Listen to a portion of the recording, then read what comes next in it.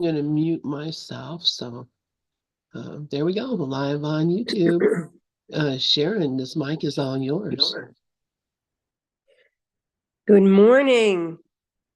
So I'm reading now, Parents and Children Are Most Difficult Classroom. And what does classroom really mean? Well, in A Course in Miracles, it's basically saying you are not in a world, you are in God's mind, and you're still in heaven, but there's this thought that we thought we could be separate. And all of a sudden, because we had a thought, out came the Big Bang. And here we are in this seeming world. And I feel as though at this point that the attachment to the character of Sharon is loosening and actually thinning out. Because that is an addiction, really, to believe that the mind of God could actually have all these split thinking. We're either like in heaven or hell with this mind, and our pleasure that we get in the mind is a trap.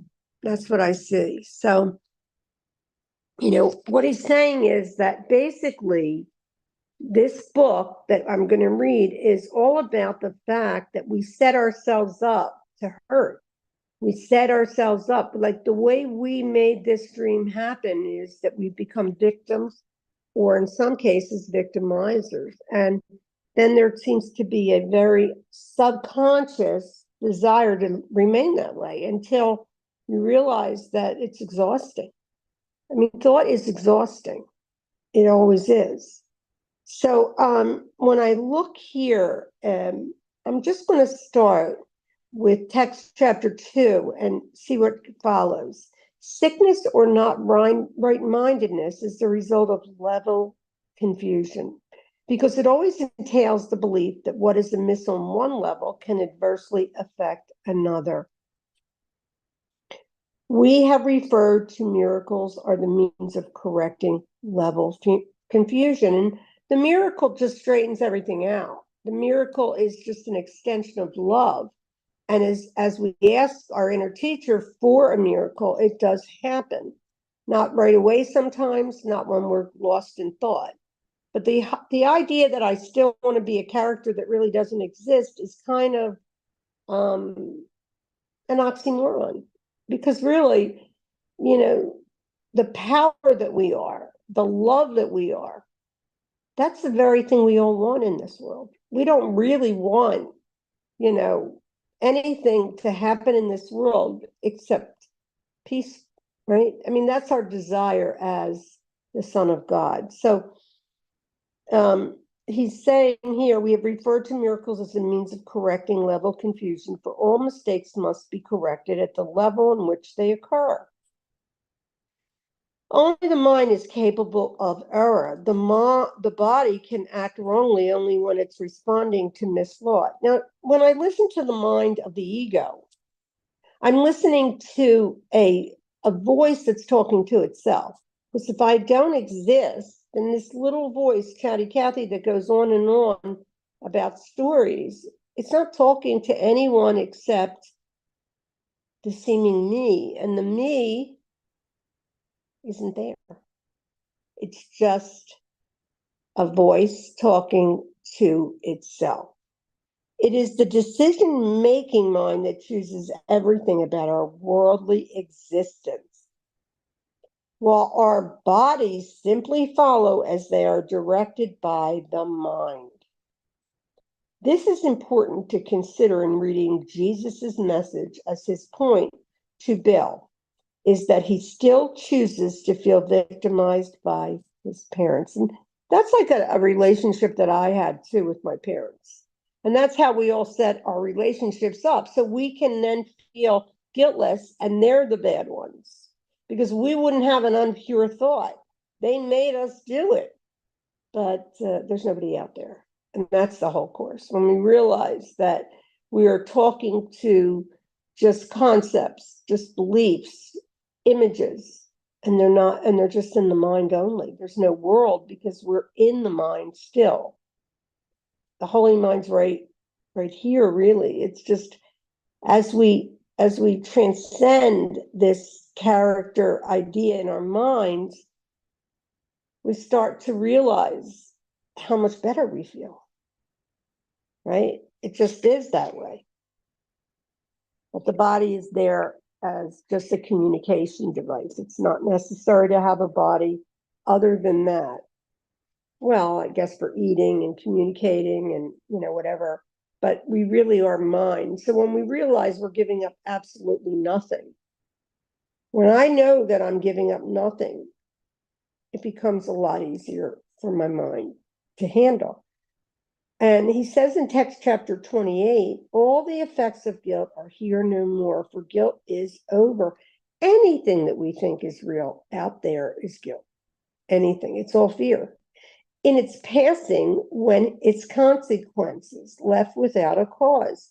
Why would you cling to it in memory if you did not desire its effects? Remembering is as selective as perception, being its past tense. And actually, we're always only seeing the past. If I have a conversation, it's always usually about the past. That's how we really identify in this world, because we can't see the present has nothing happening. The present is the Holy, the Holy Spirit, or the holy instant, the wholeness of our truth of who we are. It is perception of the past as if it were occurring now, and still we're there to see. So every time that I fall down the rabbit hole, I'm not in the present. And the truth is, I am the present. I am the Holy Spirit. So taking my power back is really a moment by moment choice. And the choice lies in the decision-making mind.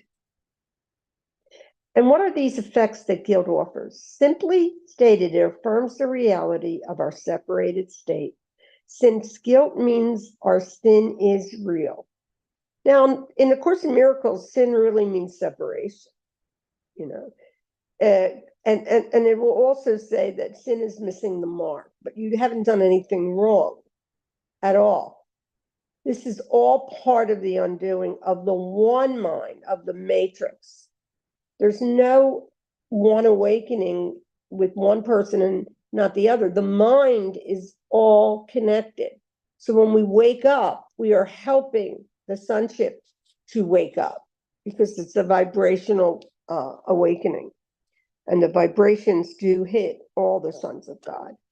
Indeed, our guilt is a small price to pay for distinctiveness of ego existence instead of the abstract oneness of heaven's being. Furthermore, the ego takes our mind's guilt, represses it, and then projects it onto others. And that's the hardest part of this whole thing, that there is the secret dream down at the bottom of the subconscious mind. We want to have things happen in this world because we feel so scared that we have abandoned love, that we're looking for it and believing the ego saying, but I wanted love. I didn't do that.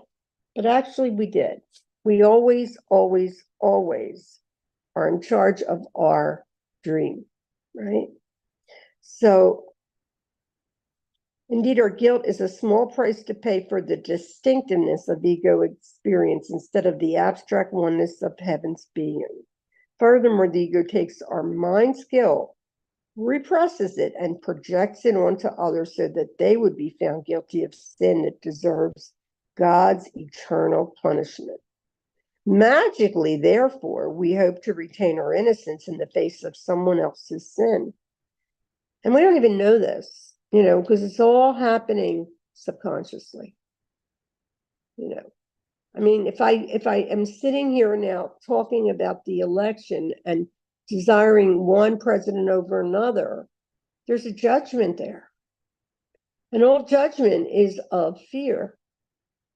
The reality is who we are. We don't know anything.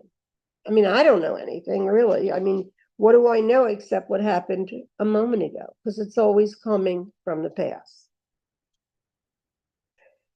So furthermore, the ego takes our mind's guilt, represses it, and then projects it onto others. Magically, therefore, we hope to retain our innocence in the face of someone else's sin, someone else's guilt. But we can only see ourselves. So if we can only see ourselves, what does that really mean? Well, everything's a projection of mind, and everybody's dreaming their own dream. So when I went to sleep last night and I saw all these people in the dream, that was my mind projecting the dream, just as it is right here, right now. The parent-child relationship offers us all ample opportunities to play out this dynamic of innocence achieved at the expense of another's sin. The theme of chosen victimization, the result of projected guilt, will run throughout this book, and Jesus' message to Bill introduces him to this concept and to us all. You know, awakening is just an escape from concepts. There's no concept that doesn't split you off from the whole. The concepts are, and actually, it's also a way of hiding, like the image that the character that's speaking now. I made this image, or we all made it, because this is a joint venture, and we are in a place right now where, well, at least for this mind, and I shouldn't say we because it's really it's my mind, is done with all of the ridiculous, grabbing and wanting and getting and all of that. And that's all coming from the crazy mind of the ego. As you, Helen, have so often said, no one has adopted all of his parents' attitudes as his own. And that's true for this mind. I'm very different from my parents. There are times as I go deeper that when I'm angry, I can see them coming up because they were ragers. And I can see that, but my parents weren't even there. These were my thoughts and my energy and there's no energy that's not, if you're in the holy instant, the energy is always perfect because it's the highest vibration, and in order to want to wake up, well, it's a losing battle because the person doesn't wake up. When we go on the path, we want to feel better. That's the whole point in the path. I wanted to feel better. I wanted to be done with the resentment and hate I felt for certain beings. And the promise of A Course in Miracles is if you do the work and practice, you will get results. In every case, there's been a long process of choice in which the individual, the child, has escaped from those he himself vetoed, while retaining those he voted for. Bill has not retained his parents' political beliefs in spite of the particular kind of newspapers that constituted their own reading matter in this area. The reason why he could do this was because he believed he was free in this area. So we pick and choose, like I'm an art teacher. So my parents, they didn't really exhibit creative stuff, and I was very creative. So I had my hands dirty. I didn't always wash them. I had paint on my hands.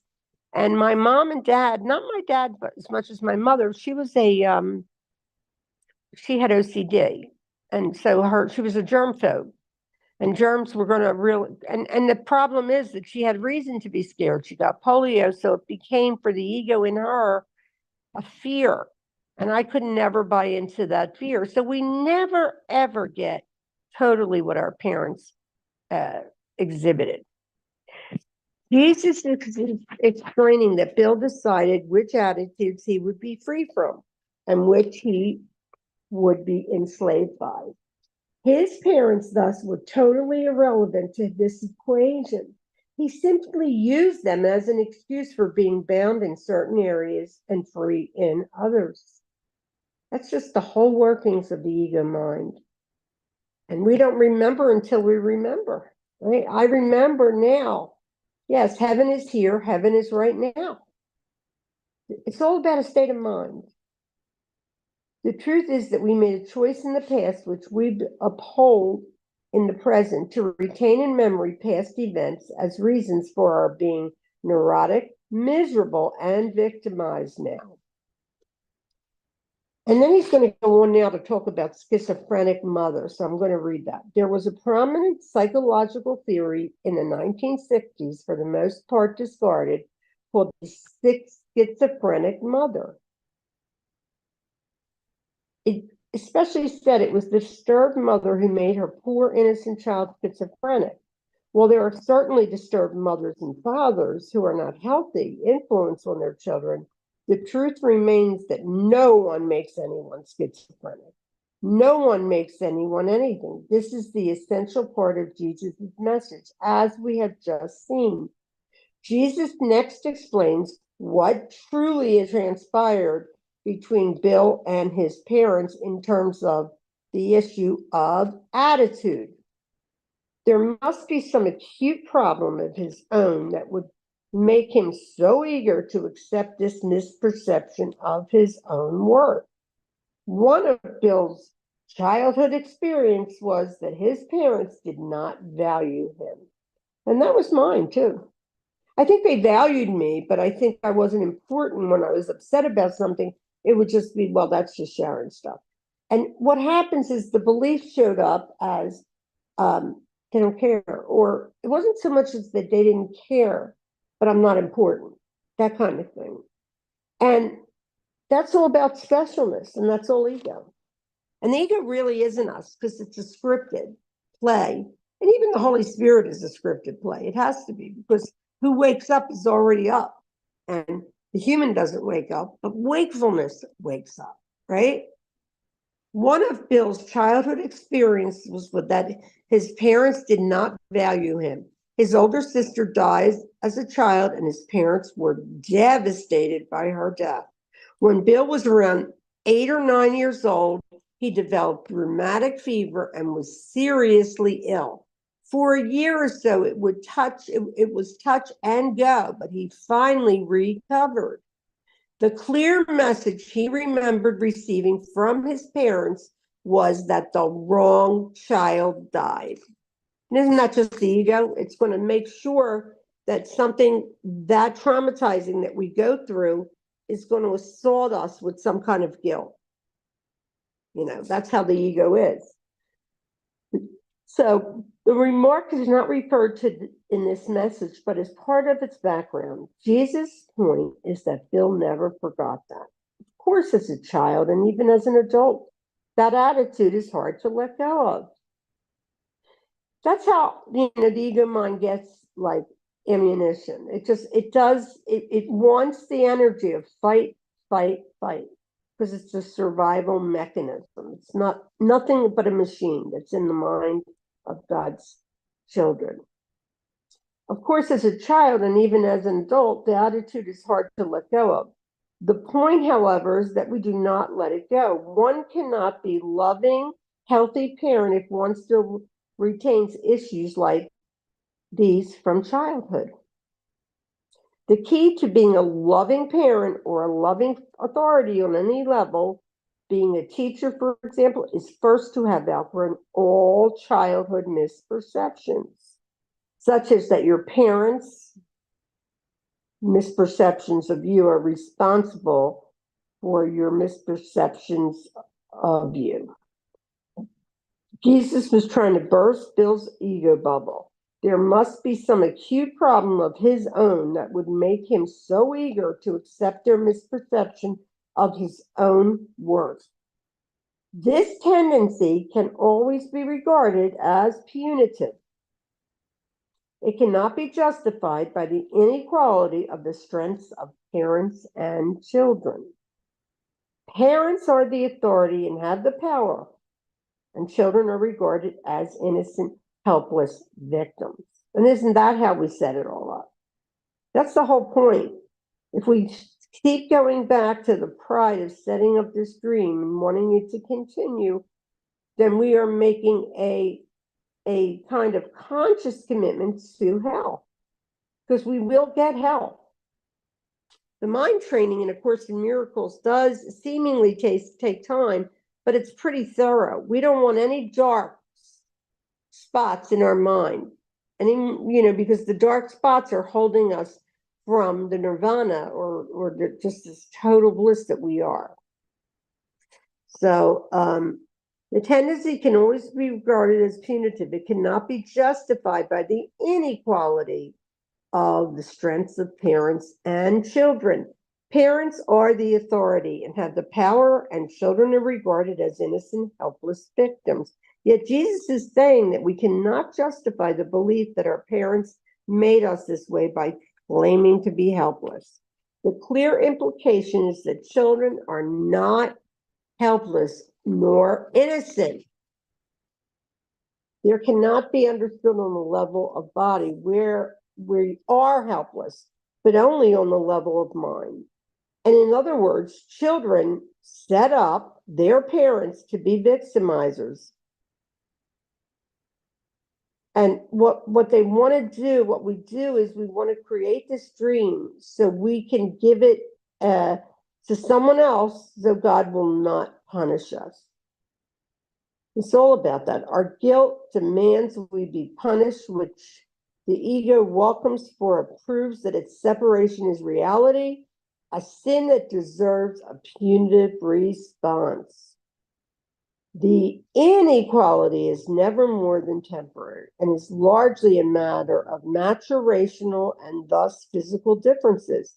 It does not last unless it is held onto.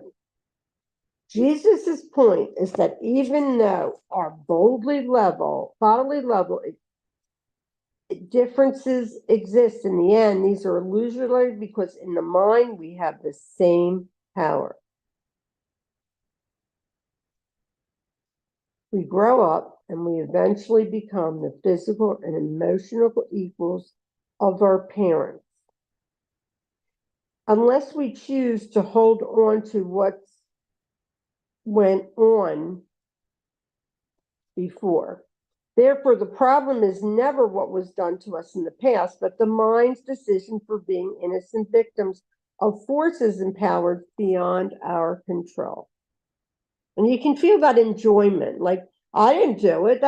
Look what they did to me. You know what they did. It's always that way. Jesus turns next to an incident that Bill always remembered. When he was grown, his father came into his office and was furious. In Bill's language, he had a real fit and acted out against him, destroying his office in the process. When Bill's father came to his new office and destroyed it, in quotes, because that's what Bill's word, it's quite apparent that Bill must have been willing to let it be destroyed. Isn't that interesting? Does that mean that Bill was responsible for his father's action, but that unconsciously he wanted his father to destroy his office? Lynn, I have to go to the bathroom. Can you take the mic a little bit? Lynn? Lynn? Sure, absolutely. Okay, Yeah. I'll be right back. Okay. All right. So yeah, I'm trying to get an image put up so that we can have something to look at when we look at this, um, when we look for Sharon's teaching here. So it's a little bit difficult. There we go. All right, we have an image now on the live stream. Let me see how we look when we go over to hmm. So yeah, this is all very interesting, and you think about it,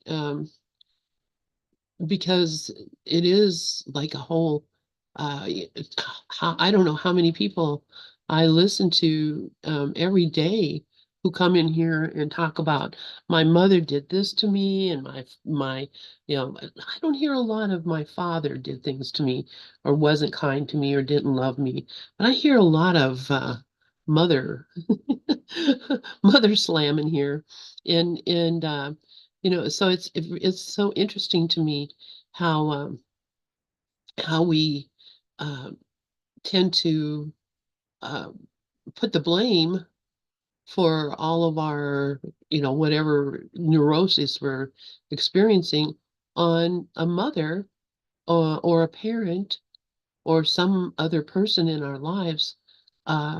when in reality, uh, I'm responsible for the world I see. And that's just what, that's what just was, Sharon was just reading. And people think that, maybe someone else is responsible.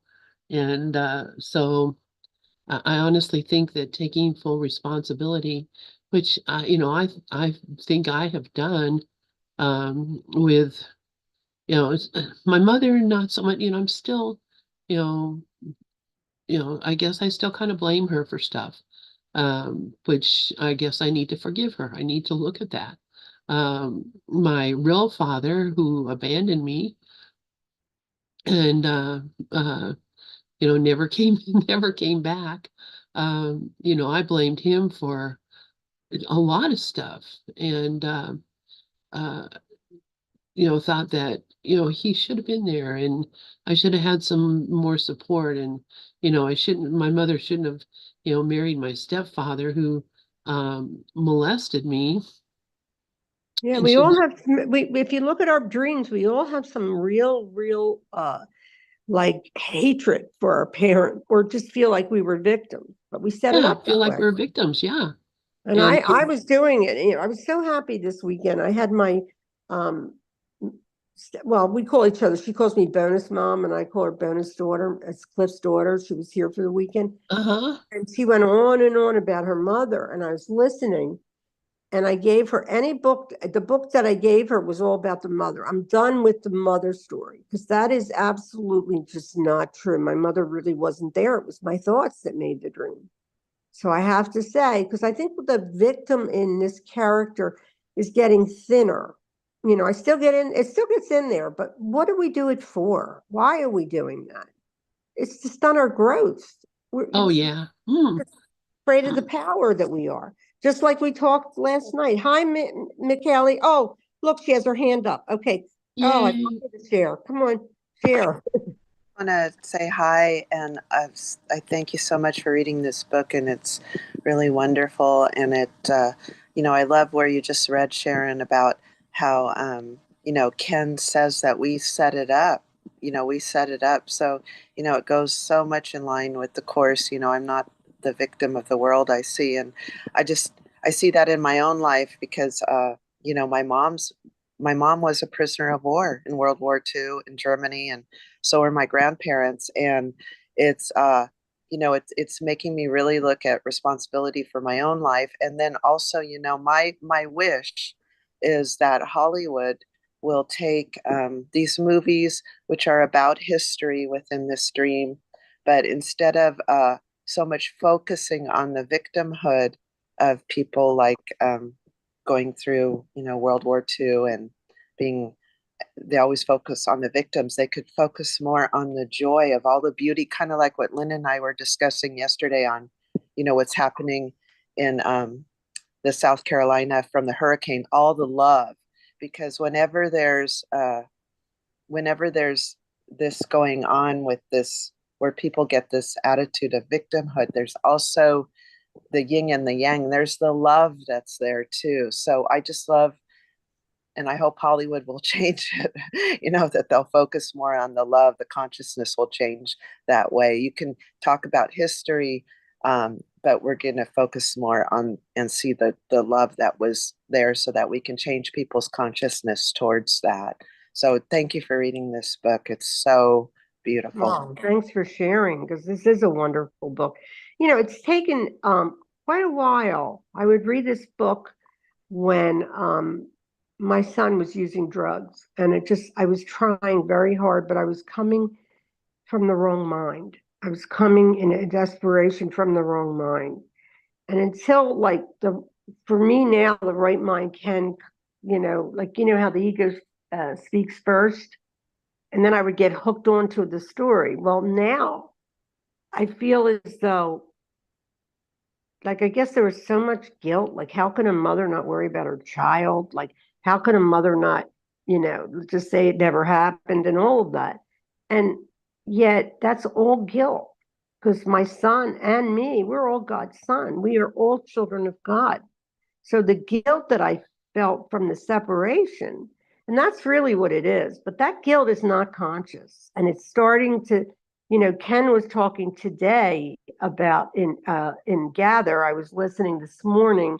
He was actually doing this, McCallie, the parents and children, which is something I probably want to ask Dove or Lynn to send me because I love this. This is really, if you look at Sharon's dream, it was always about her children or her parents. It was always, and how everybody everybody is messed up. And of course we are, because we're not even people, we're dreaming.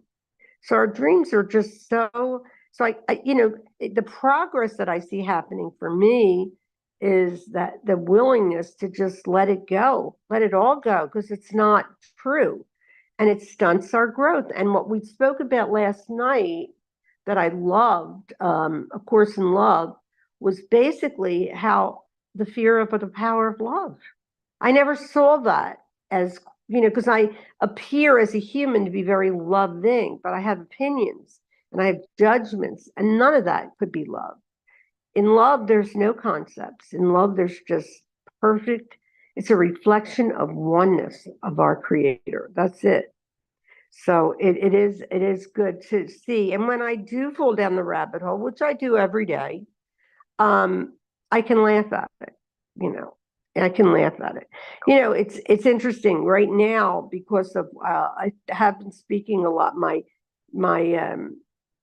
Cliff's daughter was here. I just love her. She's such a lovely girl. She's 55. And actually that's young now. that was my that was not, and she doesn't consider herself young, but that's young where Lynn and I are right now. I don't know. McCallie, you're probably not even 60, are you? Yeah, I'm in my 60s. Oh, you are? Because you don't look it. Well, whatever that means anyway. Okay, so anyway, when it comes to like um having opinions about the politics, I found myself like really becoming like engrossed in it because she was, right? It was something to talk about. But what I did was I kind of made my nervous system go in a completely different direction. Why? Because I want to be right about what I believe. I am right. You know that. You know that blah, blah, blah is just a narcissist, blah, blah, blah. And the truth is that our filters are all very, very different, as you can see in the world of form, right? So it's all about my self-hatred, really. It's all about my fear of love. And today's lesson is, I won't fear love, right? And that's to make contact with the higher self through the day. In fact, this morning I did that on my walk. I just said, okay, I really can't make decisions on my own because the first thought is always the ego. So anyway, he says, consider how many times we have told and retold incidents from the past and the enjoyment that I got. Oh my God, I couldn't wait to tell people what happened to me and about, my ex-husband and all these horrible, and look at me, I'm so sweet. And no, I'm not. There's no one here that's sweet.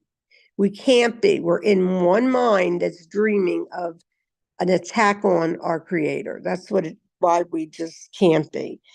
So how often do we replay our abuse stories, whether overt, sexual, physical, or emotional abuse, or more subtle ones? How much a part of our memories they are, how gladly we pay a therapist good money week in and week out to retell our story over and over again. And then they agree. And then we go home and we're like, oh, I feel so much better. But do we? We're still heavy. When the truth comes in, we become lighter because concepts are falling away. The blocks to love awareness is falling away.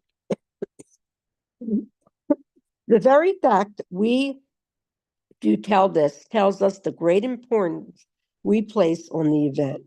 We do so because, like Bill, we wanted the event to happen. And that's unconscious. No child's going to say, I want to get in trouble or I want my parent to hate me. You see, but it's a setup. We set it up perfectly. Now, some people appear to be more victimizers in this world because they just are louder and whatever. but we're all the same. And when we see that in ourselves and own it, and when I take full responsibility for whatever happened to me and not to feel so sorry for me because of this and this and this. Because when you think this world's real and you think those victims are out there, it's just, you can't think any other way. You just can't.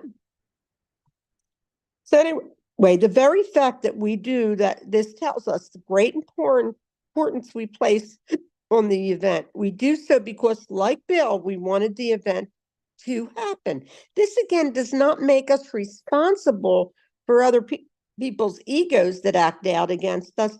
Yet the fact that we never let go of the memory and indeed often build our self-concept on the foundation of such abuse reveals that something is rotten in the state of our minds.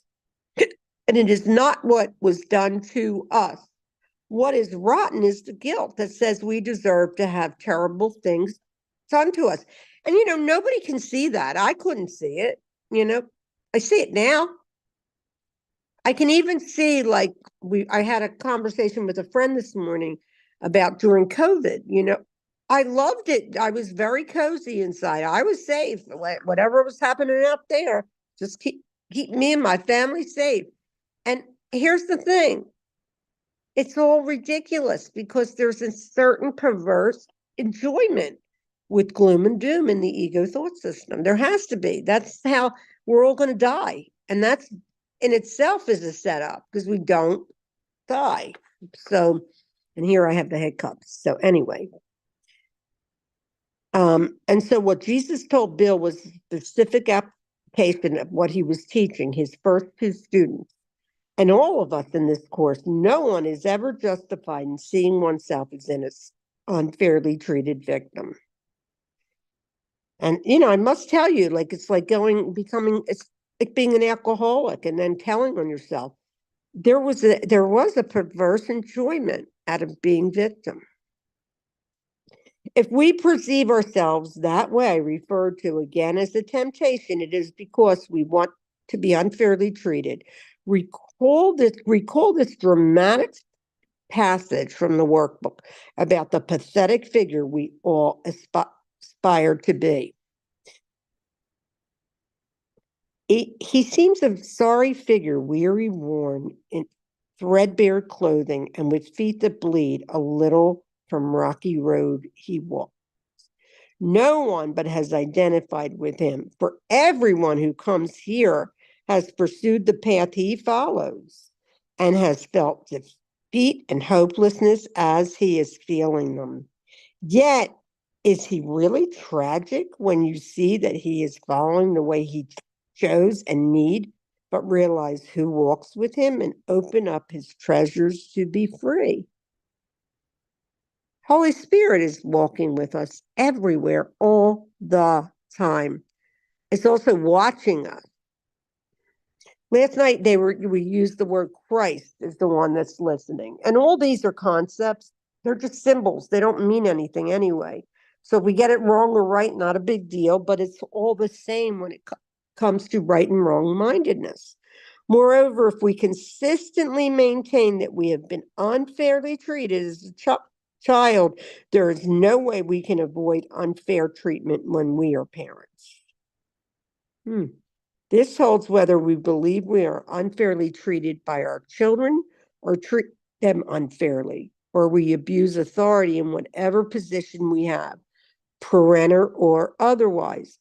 Jesus is telling Bill there is a decision-making part of his mind that holds on to this self-image. And that's really what's going on.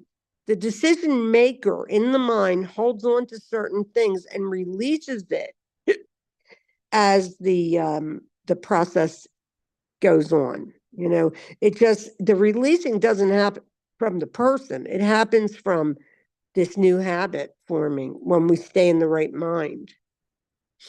But it is happening organically because you cannot do this process wrong. That's my my opinion. You can't, because this is all happening in the higher minds bringing us all home, whether we know it or not. Moreover, if we consistently maintain that we've been unfairly treated, there's no way we can avoid unfair treatment when we are parents. And I'm reading that again because my son, when he fell into addiction, I felt like, how could he do this to me? He was 16 and I had so much happen, and I was just getting hit a lot with a lot of story. I mean, it was like God saying, "You are not Sharon. You are not Sharon. You're losing everything." You know. And I got angry. Like, how could he steal from me? Because that's part of the disease. When people are using drugs, they steal. You know. And it was like my husband took all my money, and now my son. Oh my God! These are the thoughts that come up in our thought system. But that straightened out really quick because I got the help I needed and I learned to be loving no matter what. No matter what, I was loving. And that happened because after like 4 years of his addiction, I just put myself in the 12 steps and I didn't leave it. It was very important to me that I could still remain a very loving mother in the face of something that no mother wants to go through consciously, but subconsciously they do. Subconsciously, consciousness is just giving us everything that we need to transition out of the ego thought system, and it's always painful. So it says, yet that part is totally unconscious, which is why this issue continues and conditions. The question then becomes, why should anyone accord an obvious misperception so much power? There cannot be any real justification for it. Because even Bill himself recognized the real problem by saying, how could he do this to me? The answer is he didn't. And all course students love that. All course students. Like when I found out that nothing happened, I was like, oh my God, this is the lottery. Because I thought, oh, I'll have to come back after I messed up my life.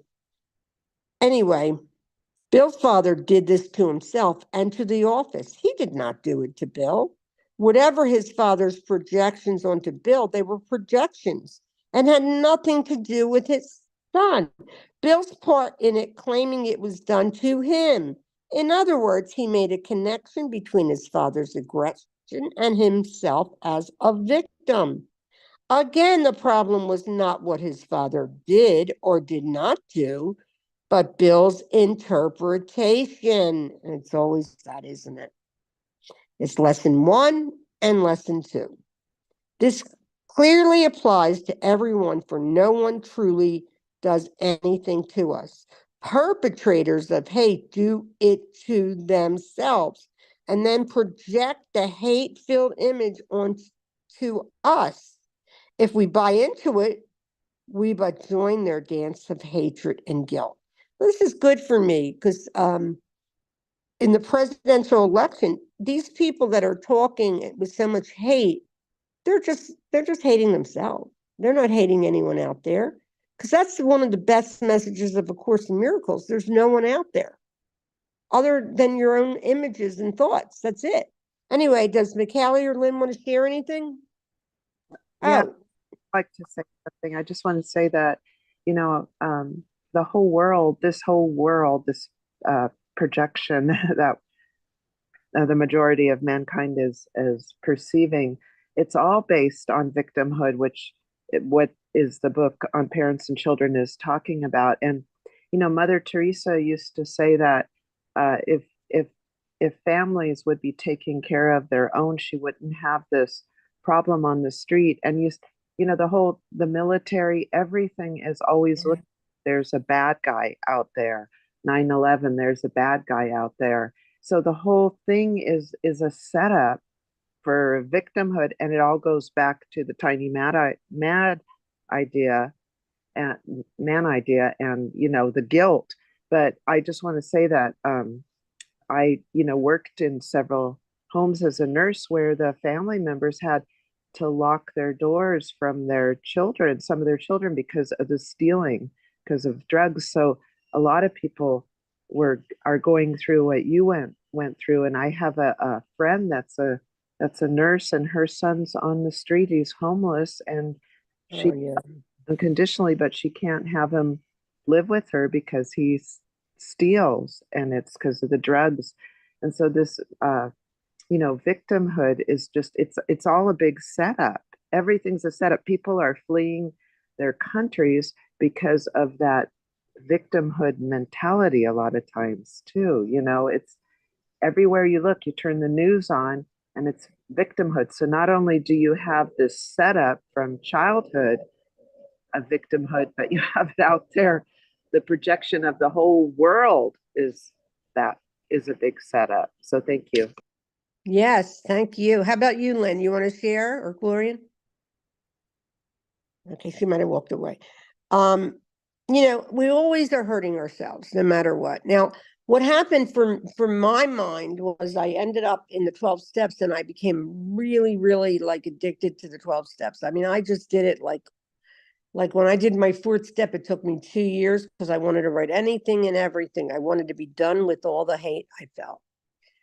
However, then the course came in, and that was another adjustment. But then I went when his addiction got really bad. I went to this, and I would recommend this to anyone. It's an organization called Be a Loving Mirror. And it's about mirroring your love to your children when you see them. It's about learning that this is something they cannot control. And I had so much help. There's so much help, and there's a lot of beings that are very resistant to help. So I ended up like, why I would be doing that anyway. I always supported him whenever he had to get to rehab. But, I want to say this, there was a motor going 24/7. That was the ego, just totally terrified that I would lose this idol that I worshiped, as we all do. We love our children. That's just the way it is. And that's because we're animals. Now, I have a friend that's son did pass away a couple of years ago, and she's in this process. And she's doing fine now. It's taken her a while, but she realizes it couldn't have gone another way. Because that's the problem with the ego. It'll say, oh, if I were there, it wouldn't have happened. If I had stopped this, it wouldn't have happened. And all we're doing all day is playing with thought. The images are nothing but thoughts. But the guilt, like I would feel, oh, how can a mother just walk away? I could never do that. That's all guilt.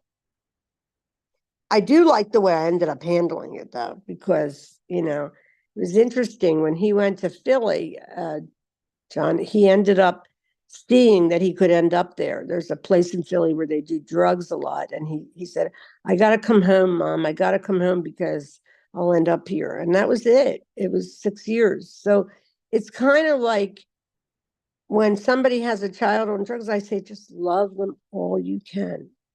Of course, we know in the course community to see them as the Christ, because the persona is just a mask, right? And love is always the answer to everything, everything. It's always, what is the most loving thing I can do, right? So he says here, and so what Jesus told Bill was a specific application of what he was teaching his first two students.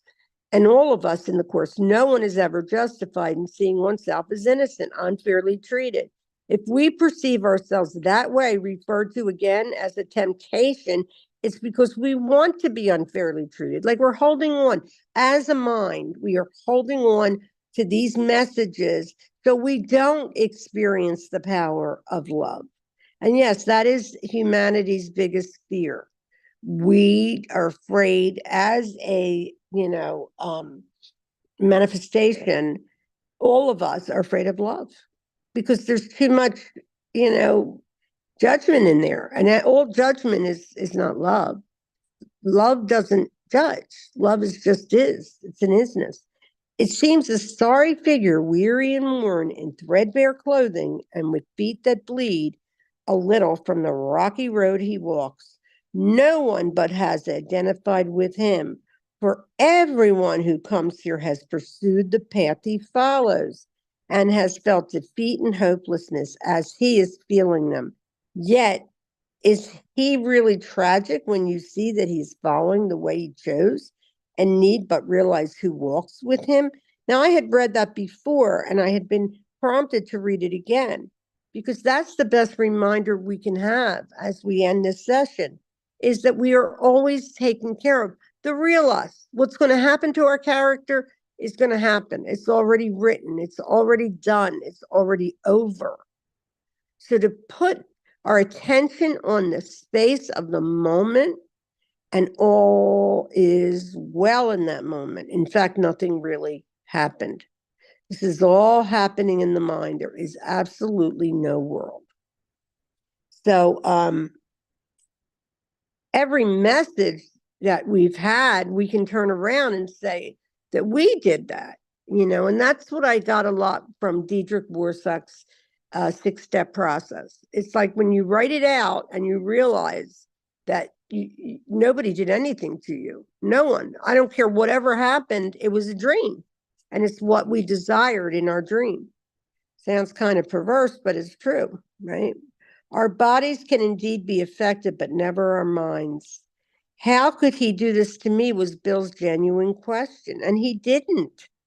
This is key in A Course in Miracles, where it goes to the heart of forgiveness. We forgive others by demonstrating our invulnerability to their attack. If we know we're innocent, we are not going to, or I know I'm innocent, why would I care about anyone else? It's always my own guilt. It's always my own fear. So with that, I know we're going to start now. Never forget to laugh, and I'm excited about that. And I'll hand the mic over to Lynn, and thank you for coming to join me today. Yeah, thank you so much, Sharon. And thank you, Mickey, for joining. It's good to see you.